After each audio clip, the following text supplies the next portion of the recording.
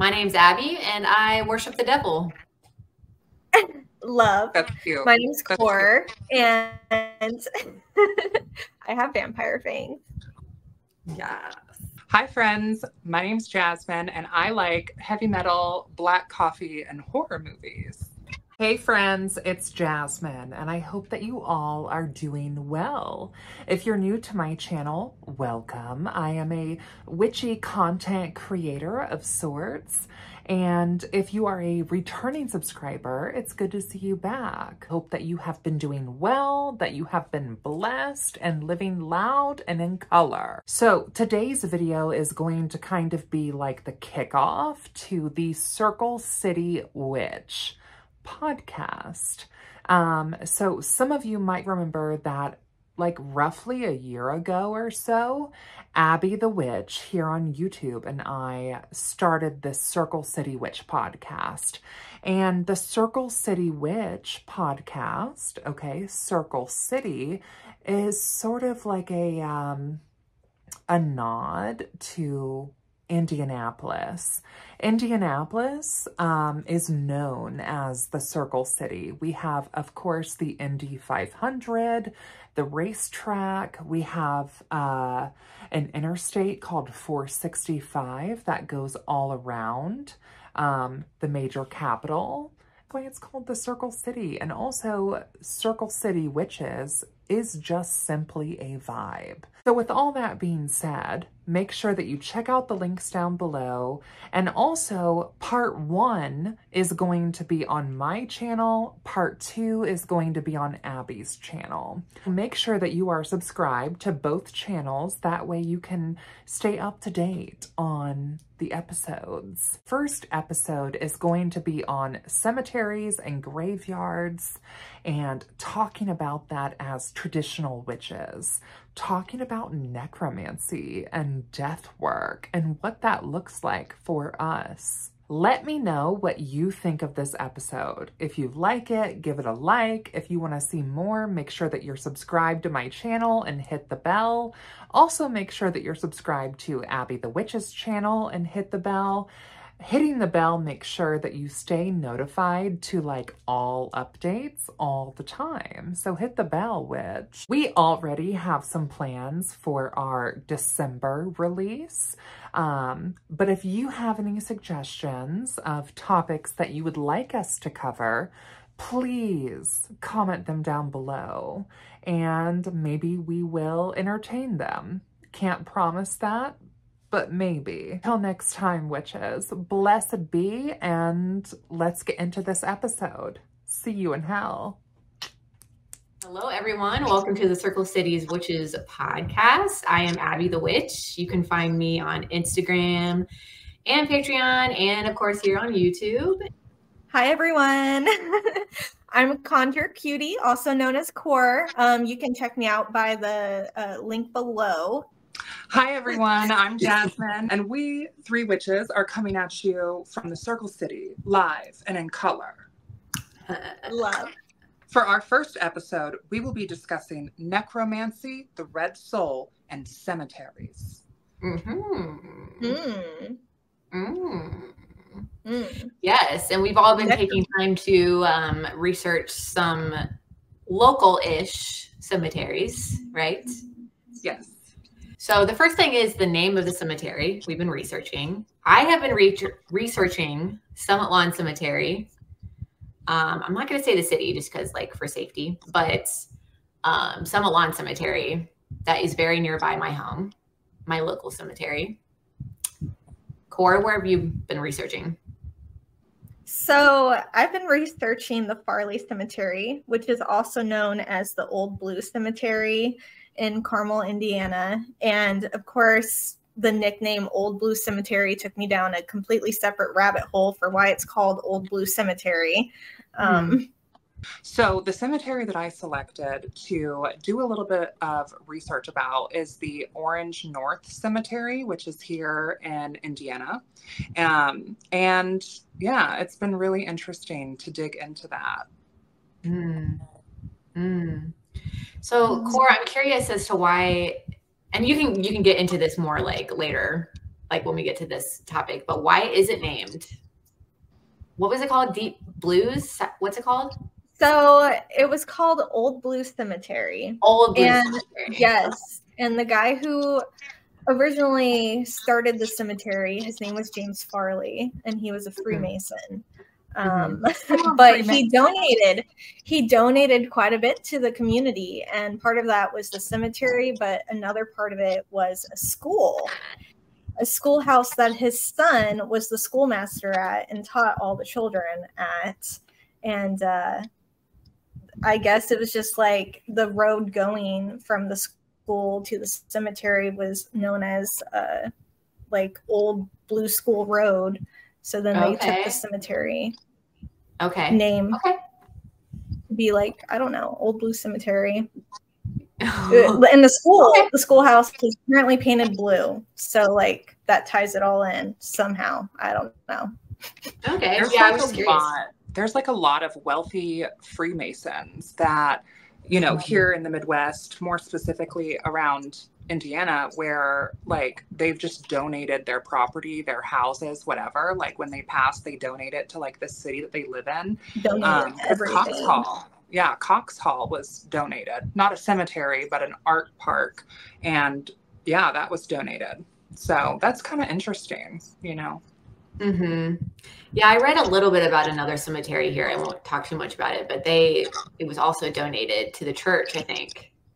Or the church donated it to I don't know, something like that. But yeah, I've noticed that too, that lots of times they donate the property. But yeah, Freemasons do a lot of stuff for the community sometimes. Yeah, I think one of their big virtues or philosophies is like philanthropy. At least it's supposed to be. Jasmine, do you know much about the name of your cemetery before we move on? I'm just curious. I think that my cemetery's name, from what I've been able to gather, is kind of vanilla and bland and just actually comes down to like land deeds, because there was Fayette County and Orange County, and where the cemetery is, it became Orange North Fayette County Cemetery. Like it has a couple of different names. Its main one is like just Orange North, but I think like her government name is Orange North Fayette County Cemetery, because it's basically where these two counties have like merged together. And that's literally why it was named that. Okay, gotcha. Yeah. Just like named after the place. So gotcha. Yeah. My cemetery, you guys, like I'm not gonna lie, I struggle. I was talking to Corbin before you jumped on here, Jasmine, and I kind of struggled finding some stuff on it. There is not much about my cemetery. I tried, but never heard back from those people. But anyway, I found a little bit. But maybe you will later. Who knows? The next part is reason for choosing the cemetery. I chose my cemetery because it's close to my house. And as a trad witch, I feel like that's important to get familiar with and introduce yourself to the spirits of the land, including the dead. I agree. That's also partially why I chose the cemetery I did. But another reason is from like the way it was founded. So it's called Farley Cemetery. And that's because a 17-year-old boy named Wilkerson Farley had a psychic vision that he died and was buried underneath a tree on the family's farm. And he told his mom and dad exactly where that tree was. And he said, like, when I do die, I want to be buried there. So he died like not that long after. Like he was still a teen boy. And I can't find anything on how he died. Just that he died tragically. He died in like 1838, I believe. I would have to double check. But 1838, August is when he died at 17 years old. That's pretty early in our Indiana history. Yeah, but his dad, James Farley, is, you know, he donated that land and made it into a local cemetery after that. I feel like Farley is a big name too. Like I feel like I've seen that somewhere. Oh yeah, around. I feel like they own quite a bit of stuff in the area. Yeah. Mm. I think, you know, for us as Americans, we look at stuff and we're like, wow, this is 150, 200, 300 years old. This is like so old. And it's kind of funny, right? Because like you go overseas and it's like, oh yeah, actually like this has been here for thousands of years. Yeah. So like our perception, I think as Americans is just so quirky because we're like, this is so old. And it's really not, right? A few years after Indiana was founded, that's just like what, maybe 5 generations ago? Not even. Mm-hmm. Not even, because my grandmother was born in like 1936. So I guess, yeah, maybe about 4 or 5 generations ago. Like, it feels like a long time ago to us, but Right. really in the grand Well, to scheme me, of things, it is kind of like a long time, just because I know I don't have the same beliefs that they did back then. oh yeah, you know, me neither. No, and I me know, neither. yeah, and Oh, yeah. like women have way more rights now. Yeah. So that's good. That's good. But Yeah, I think yeah, for a like lot it's of not us, thousands of years old and ancient, but right. it's still And it old. doesn't, and it not being thousands of years old doesn't mean that it doesn't hold sacredness or power. I'm touching on the fact that I think a lot of Americans just, there's so much scope outside of our worldview. And like, we're so close to this history that like there could be living people today who might even have I'm sure stories there's about relatives this somewhere person. walking around us. Yeah. At least And it that would be local interesting to cemetery. like, it would be so interesting to hear if they know anything. You know what I mean? Like, oh, you're great. I've been trying so hard to learn about like the family of the Farleys, and it's just like there's a lot that talks about what they've done and what they've donated, but nothing about how they've died, how they lived their lives, like nothing personal, you know? Yeah. I have noticed So. that death records, if it's like longer, if it's like 100 years or longer ago, it's like they kind of, sometimes they just kind of like disappear. Yeah. Like, I don't think they did a very good job a long time ago of organizing things like that. So Yeah. I'm really curious. Like, I want to work with my cemetery more and figure out how this kid died, or at least like try to talk to him to figure it out, you know? Yeah. Yeah. Oh, yeah. Oh, yeah. I'm going to keep researching for sure. I will say for anyone who's watching, so the reason why I picked my cemetery is because I have family ties to the cemetery. But what I was going to say was, for anyone who's interested in this type of work of getting to know a cemetery, whether it's an ancestral plot or not, one of the resources that I found to be really helpful is called Find a Grave. Maybe we can link that down below. Yeah, you can pretty much put in like towns or the name of the cemetery or a zip code or a person's first and last name. Like, you can put different information in, and I believe it works based off of the community. Like, people basically volunteer to go to cemeteries and take pictures of graves and upload them to the website and make these profiles.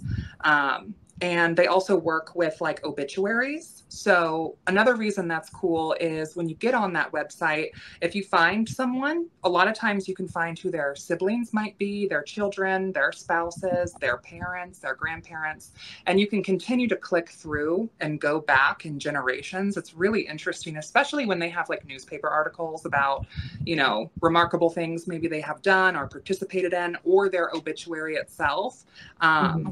And yeah, I found that to be really helpful for myself. Yeah. My cemetery, the reason I kind of chose it, like I said, it's not super close to my house, but it kind of is. I mean, it's only actually about an hour away. So it's not like crazy far. Right. But I chose it because it's like an ancestral plot of my biological father's side of the family, which I've talked about that on my own channel a little bit and what that sort of journey with grief and navigating all of that has been. But I wanted to get to know my father's side more, and that sort of like family lore, which is wild. And we'll talk about lore later in this, but that's why I had chosen it.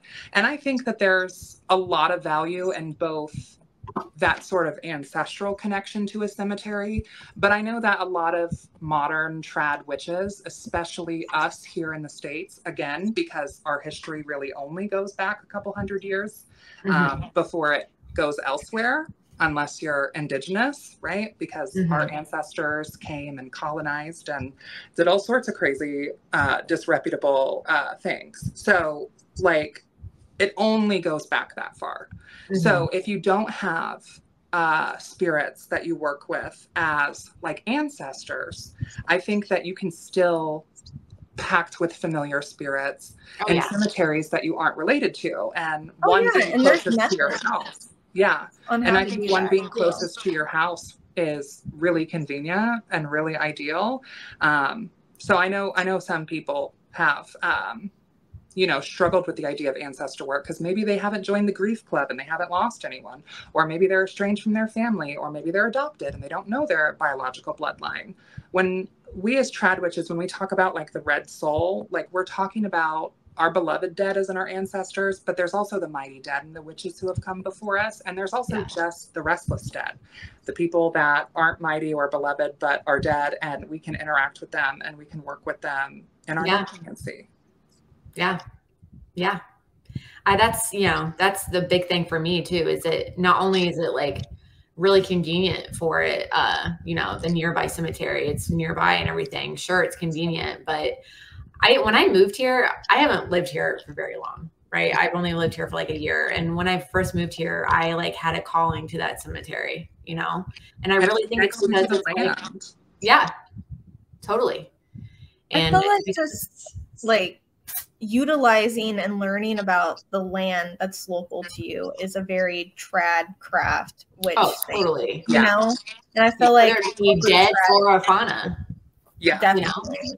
Do that. And it's part of getting to know your land and getting to know the people that were on your land before you. And if you want to work with, you know, the flora and the fauna, I mean, we as people are mammals. We are part of the fauna, really. Like, so the people that were on this land also, like, I think it's important, since we're touching on this too, just to acknowledge the fact that like we are on stolen Miami, Powhatan, and I think a couple other tribes' land. So researching that, especially, I think, you know, with our cultural heritage, with our history, acknowledging that and finding ways to learn and, you know, do better for the future, and to, you know, maybe donate to charities that resonate to those tribal nations, I think is really important work as traditional witches to, you know, work with healing our relationship with the land that our ancestors may or may not have done, you know. Yeah,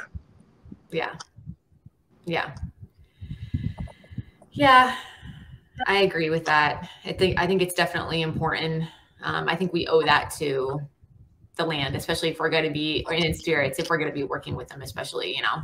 Absolutely. And I feel like as witches, that's something we naturally do in our practice as well. You know, just by doing biodegradable offerings and like communicating with the land and really appreciating it, you know? Like, giving it that. Yeah. And when I go, and I do a lot of like foraging to use different native plants in my craft, like I always give something back and I never take too much, you know? I always ask first too, not to get knowing your limit. Right. Yeah. Okay, so the next thing is reason for choosing cemetery. Oh, the landscape of our cemetery. So mine, I love the landscape of my cemetery because you go in and it's like a gravel road and there's like gravel paths going through it. And then to the left of me, which actually this land is for sale, and it's so fucking annoying because they're going to turn it into like a KFC or some dumb shit. But it's like, just like an open, I know. Right now, it's just like this beautiful open pasture.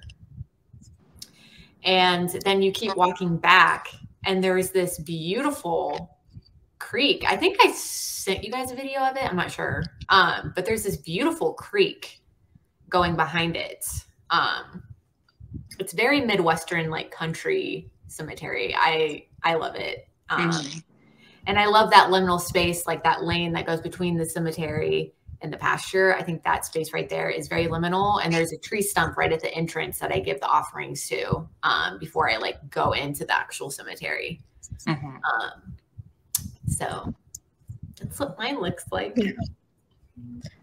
Mine is very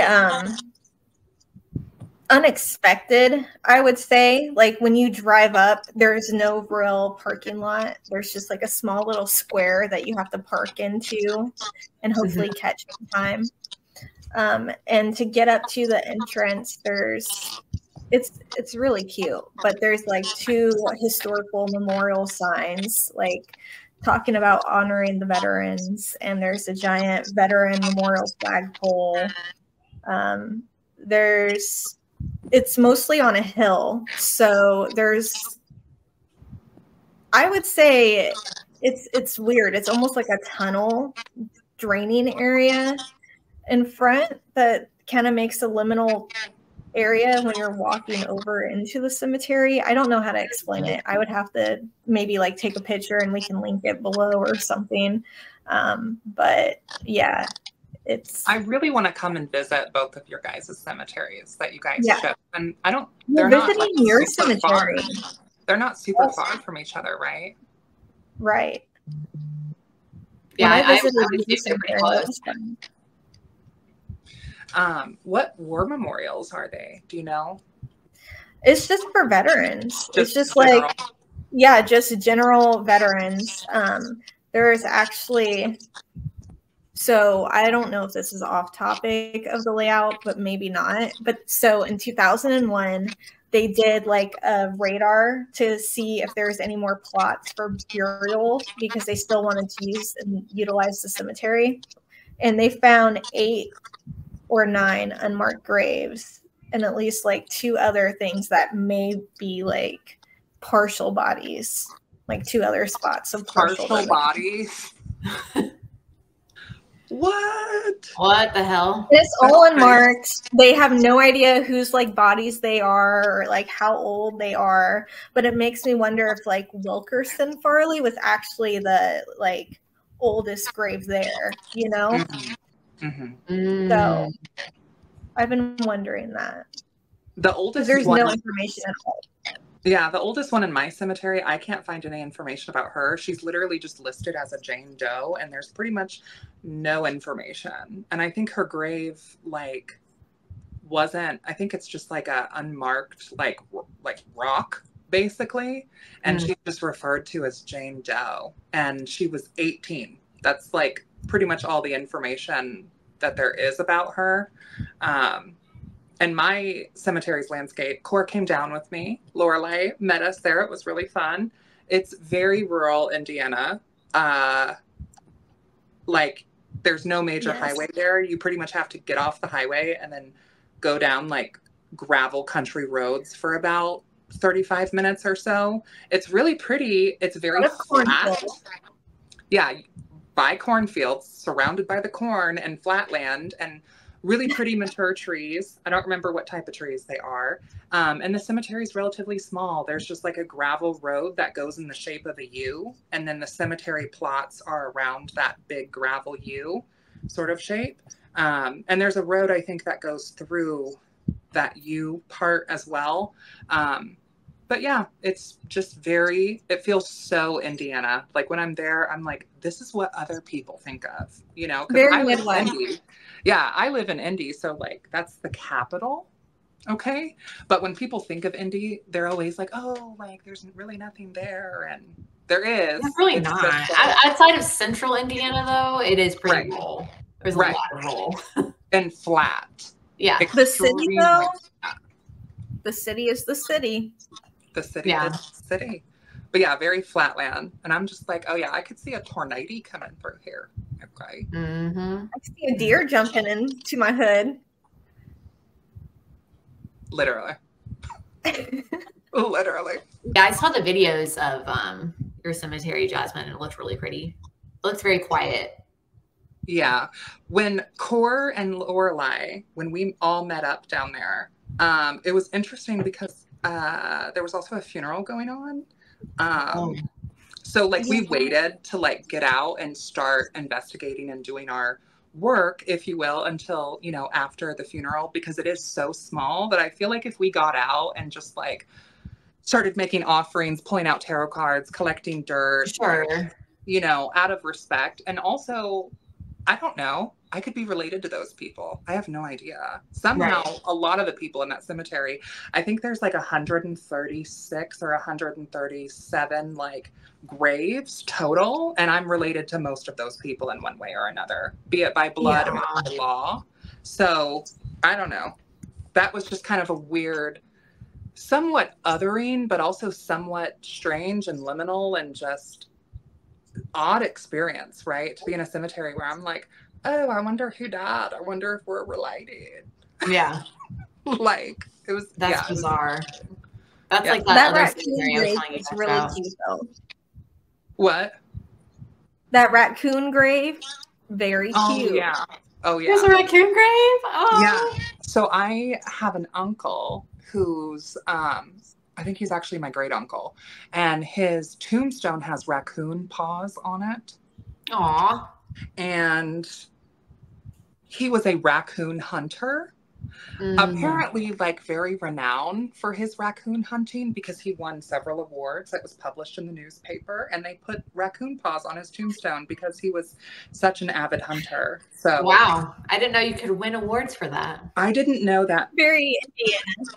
So Indiana. Also, I want to know, did y'all eat them?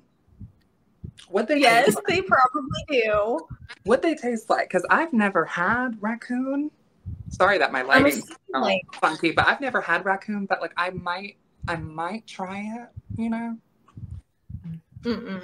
My grandpa was a hunter too, and they hunted raccoon. They hunted a lot of fox and stuff. They hunted pretty much anything, but they mostly sold the pelts. Is what they sold, the furs.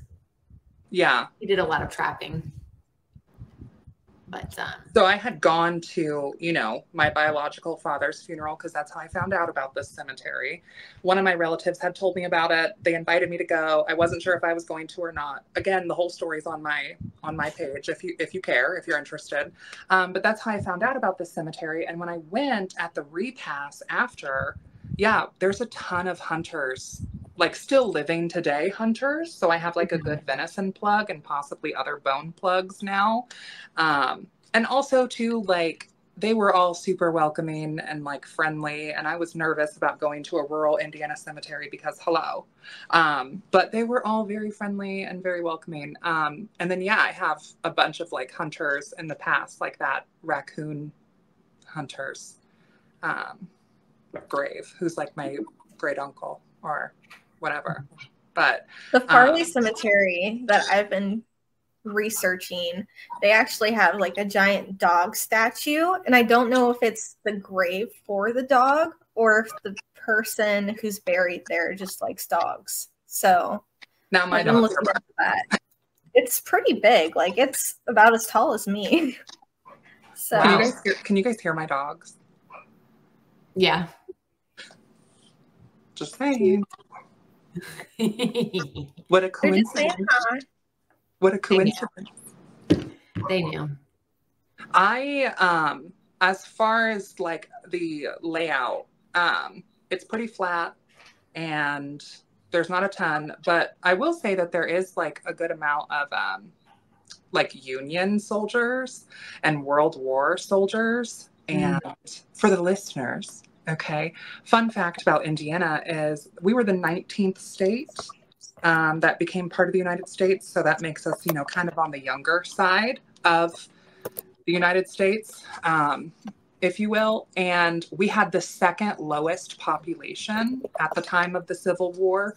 But our state contributed like the most or the second most amount of troops to the Civil War fighting in the Union, which I think, you know, there's not a whole lot about Indiana history that I take any bit of pride in because the history is really... There's at least that, though. There's that. There's that. There's at least that. So, yeah, I just researched what veterans were at Farley Cemetery, and they have Civil War veterans, World War I and II veterans, Korean War and Vietnam War veterans. So it's just like all the veterans. All the veterans are there. Wow. I don't know what veterans are at my cemetery. I do know that like when you go in the entrance, like the veteran section is like right up the front. It's not a very big section though. And I think there's something interesting to that too, is that a lot of cemeteries have specific sections for veterans. Right. I don't know if that's because the military is like, oh, we're going to pay for your funeral. And like, so it's like this plot that's like of benefit to veterans. I don't know what that phenomenon is, but I think it's interesting that almost like every pre-slave plots, like pre-purchase plots for themselves, or like donated from the government or something. Next one is oldest grave in the cemetery. Did you guys already? I think you guys already tapped on that a little bit. That's okay. Yeah. That's okay. My oldest grave was probably Wilkerson Farley. Oh, there you go. Yeah. Mine was Ruth Doan. She was a 3-year-old little girl, actually. And she died in 1830, which, when did you say that Indiana was a state? 1836 is when Indiana became part of the United States.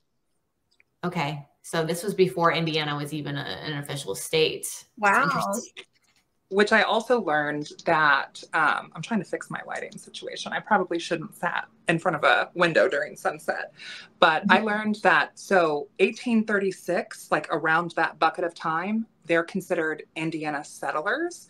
Prior to 1836, they're considered Indiana pioneers. So like the Indiana Historical Society recognizes these two distinct chunks of time as like different migration periods of people to Indiana, most of them coming from Kentucky or Ohio too. Down the river. Down the river. Down the river. So you said pioneers and... Yeah, pioneers come first and then the settlers come after. Think of like pioneers, like they went out and pioneered. Right. And then settles, they came and settled. Right. Where the pioneers went through. Right. So, yeah. That's interesting.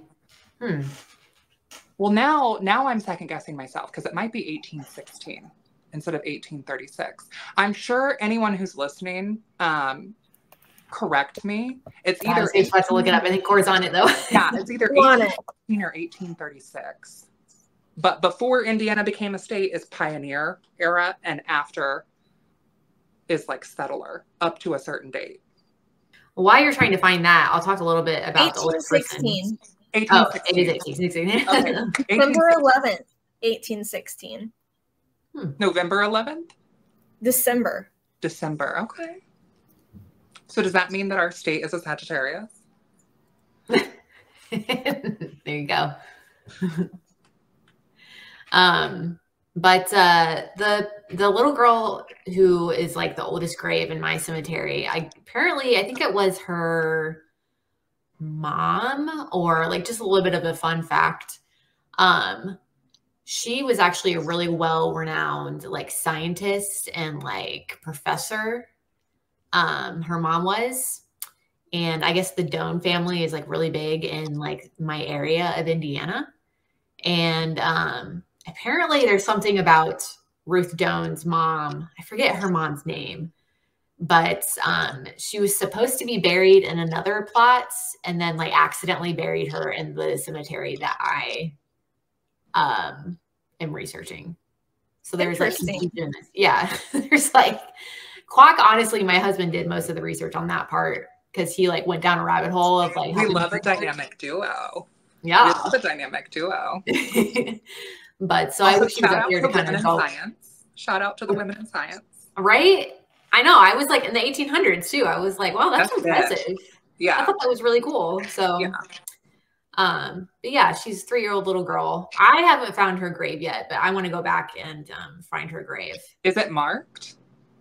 I don't know. That's I wouldn't be shocked. Yeah. I know. That's the thing too, is there's a lot of graves there that are like, the elements have just, and it just looks like a rock, like you were saying earlier about your grave. Yeah, so I don't know. I might And not. that is I'm trying kind to of figure what a out lot of- like who I can contact to do grave restoration. I think if you can't contact the cemetery itself, you might be able to contact the county that the cemetery is in. Or maybe like the family, like relatives. I or don't know. something. I know that grave restoration, like allegedly and for entertainment purposes only, if you were to go into a cemetery and like do a grave etching where you put the paper on it and take a piece of chalk and take an etching, like I think that you can face a fine for. Also, just like pouring water or Florida water on a grave and like just cleaning it, you could also theoretically get fined for.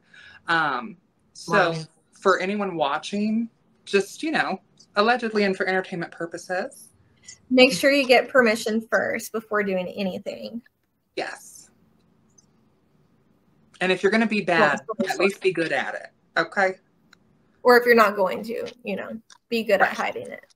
Right. If you're going to be bad, at least be smart. Okay. Mm-hmm. That is like such a thing with a lot of settlers and pioneers, is that they just like someone died and they would be buried on the family plot if they were lucky enough to come from landowners in any capacity. And so a lot of times that's where you have like these little tiny country, just off the road cemeteries, and they become family cemeteries, right? Because if they were landowners, chances are there's several generations of people that lived there, died there, and were buried there. But then as land gets developed, like I think this was a big thing in Carmel, and I think it was a big thing also in Avon, like that kind of part of our area, like that northwest side, it got very developed and there were a bunch of those little country graves. And so I think it's also crazy that like they can literally just like exhume graves and put them in a different cemetery because they just buy move them.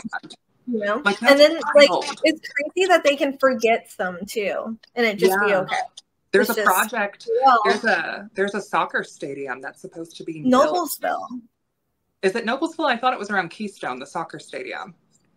Oh, But so I think it's I around thought there was Keystone. like an apartment complex in Noblesville too. Maybe I'm wrong. Well, maybe maybe it's both.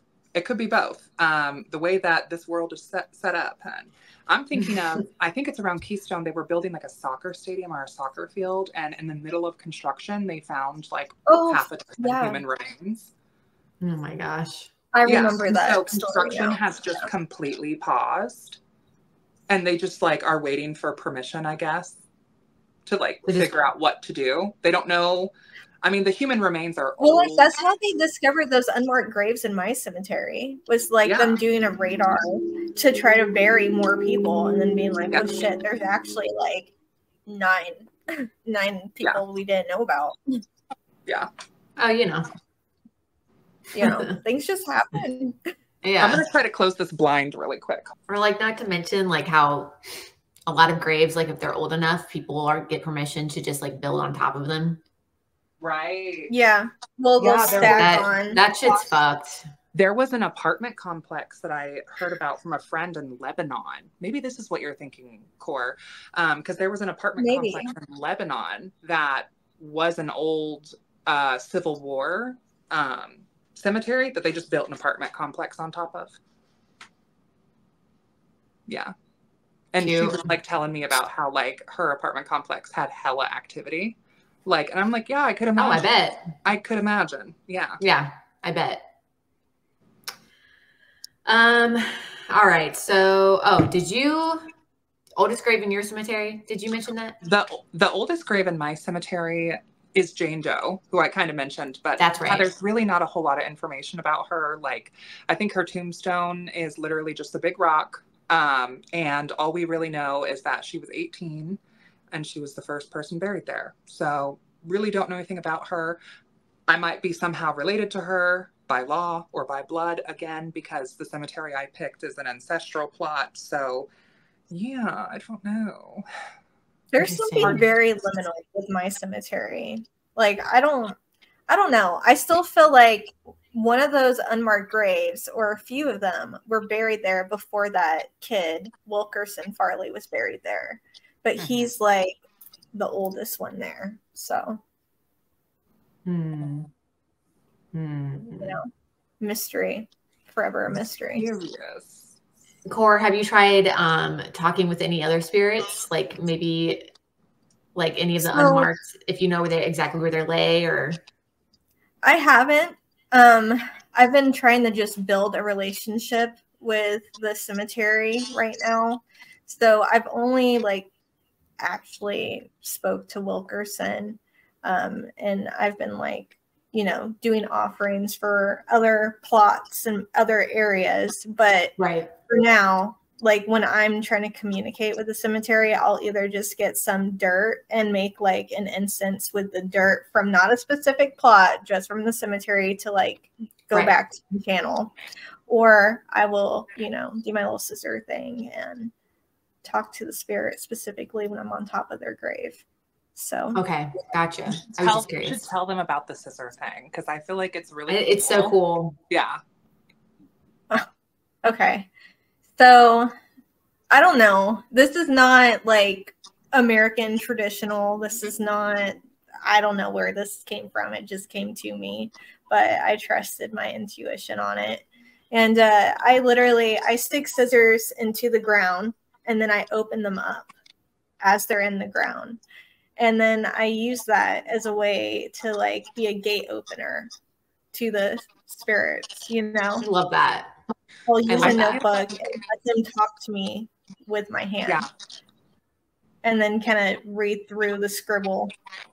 The automatic writing. Yeah. Yeah, I just kind of I've tried automatic writing and it's like, I don't know why it's a more difficult spirit contact form of divination for me.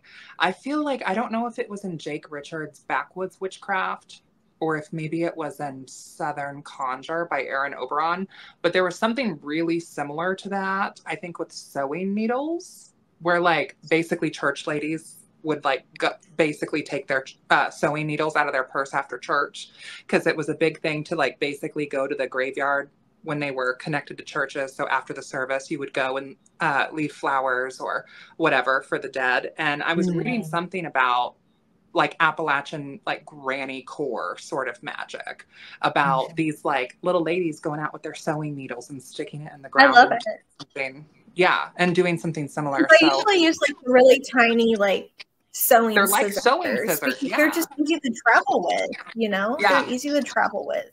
You just, on your like to-go bag for necromancy. I remember when you were telling me about it and I was like, I feel like that could also be like the mighty dead, you know, talking to those with ears that can listen. Because, you know, sometimes, right, I know it can feel like, oh, like this is just kind of a thing that I do. And then you find out that like it's written about or other people do it. And that's so confirmational when you're like. I feel like that's a benefit of working with the spirit of the hair too.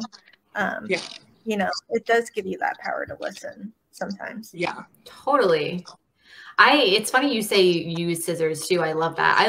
I also love using scissors in my practice. I haven't used them in the way that you're using them, which is really you can use them different ways, you know, prick for a little offering, you know? Yeah. Or even just like cord cutting, you know? I just call them like my spiritual scissors. I just keep them on my altar and just use it for any workings that I do or anything like that. I've used it for protection work before. Yeah. I love that. I've used it for protection magic before. Like I've left them open under my bed and it will cut any like bad energy sent to me like through the dreamland, you know? But yeah, no, I love that. I love that you use scissors in your little necromancy divination. I think that's awesome. Me too. Thank you. I think that's really cool. And I've seen it in action too, because we've gone to the cemeteries together and I've seen it like, oh, okay. It's cool. Okay. Necromancer.